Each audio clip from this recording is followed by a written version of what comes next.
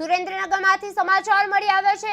સુરેન્દ્રનગરના લીંબડી ખાતે ગુજરાત રાજ્ય માર્ગ વાહન વ્યવહાર નિગમ દ્વારા ₹6.11 કરોડના ખર્ચે આધુનિક એસટી ડેપો વર્કશોપના નિર્માણનું ખાતમુહૂર્ત કરવામાં આવ્યું। શહેરી વિકાસ મંત્રી દર્શનાબેન વાઘેલા, સુરેન્દ્રનગરના સાંસદ ચંદુભાઈ સિહોરા અને લીંબડીના ધારાસભ્ય કિરીટસિંહ રાણાના વડ હસ્તે ખાતમુહૂર્ત વિધિ સંપન્ન થઈ હતી।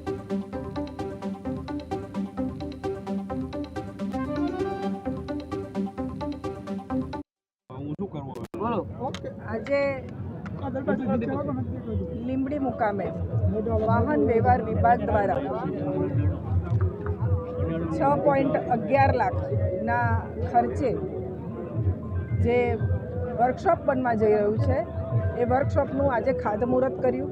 આ ખાતમુહૂર્તમાં મારા સાથે અહીંના લોકપ્રિય સાંસદ ચંદુભા, અમારા લીંબડીના લોકપ્રિય ધારાસભ્ય અને પૂર્વ કેબિનેટ મંત્રી કિરીટસિંહભાઈ રાણા, અમને અમારી ભારતીય જનતા પાર્ટીની પૂરી ટીમ, પ્રમુખ, તાલુકા પંચાયતના પ્રમુખ, જિલ્લા પંચાયતના પ્રમુખ, નગરપાલિકાના પ્રમુખ સૌ હાજર રહ્યા છે।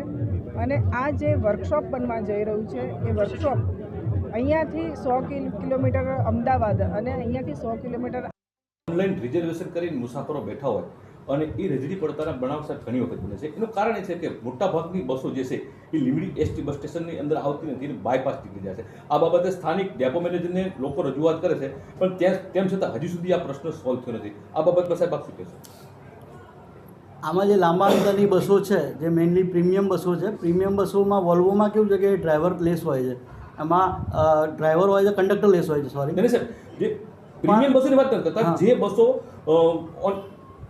આમાં રેગ્યુલર બતાવે છે અને બુકિંગમાં બતાવે છે, એ બસોનું બુકિંગ કરાયા પછી પણ એ બસ લીંબડી ડેપોમાં નથી આવતી અને બાયપાસ પુલ ઉપરથી બાયપાસ નીકળી જાય છે અને મુસાફરો બસ સ્ટેશનની અંદર ટિકિટ બુક કરાયા પછી બેસી રહે છે।